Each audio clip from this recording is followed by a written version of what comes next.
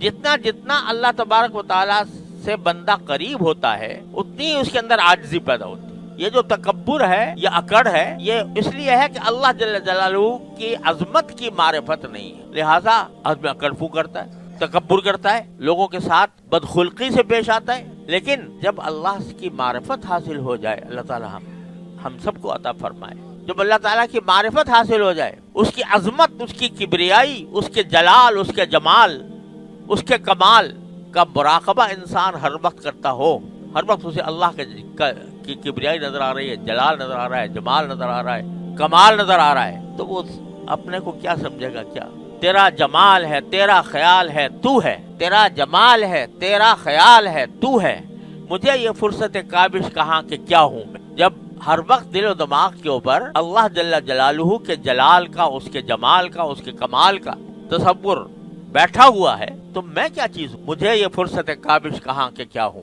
تو یزیدہم خشوعا, جتنا زیادہ قرآن پڑھے گا انسان اور قرآن کے پڑھنے کے نتیجے میں اللہ جل جلالہ کی معرفت حاصل ہوگی, اس کا قرب حاصل ہوگا, اتنی عاجزی بڑھے گی. یزیدہم خشوعا, یہ ساری اکڑفوں جو ہے نا, یہ اس وجہ سے ہے کہ نہ اپنی حقیقت معلوم, نہ باری تعالیٰ کے عظمت و جلال اور کبریائی کا ذہن میں کوئی روب بیٹھا ہوا ہو, تو پھر اکڑفوں ہے.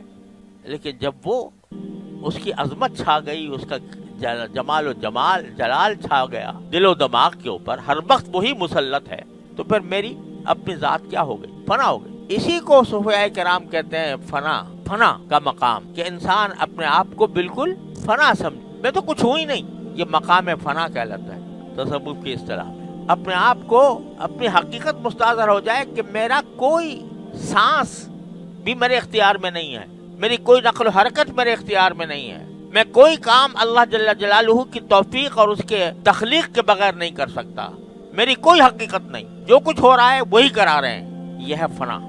ہمارے حضرت شیخ عارفی رحمۃ اللہ علیہ شعر فرماتے ہیں, میں عارفی آوارہ صحرائے فنا ہوں, میں عارفی آوارہ صحرائے فنا ہوں, ایک عالم بے نام و نشاں میرے لیے ہے. میں عارفی آوارہ صحرائے فنا ہوں, یعنی فنا کو ایک صحرا قرار دے رہے ہیں, اور فنا کو ایک صحرا قرار دے کر کہتے ہیں میں اس صحرا کے اندر آوارہ پھر رہا ہوں. تو چونکہ اس فنا کے صحرا میں سرگردہ ہوں, تو ایک عالم بے نام و نشاں میرے لیے ایک ایسا عالم ہے جس کا نہ کوئی نام ہے نہ کوئی نشان ہے. سبحان اللہ. میں عارفی آوارہ صحرائے فنا ہوں, ایک عالم بے نام و نشان میرے لیے. سوشل میڈیا پر سب سے قدیم اور سب سے ریلائبل برانڈ درسقرآن.com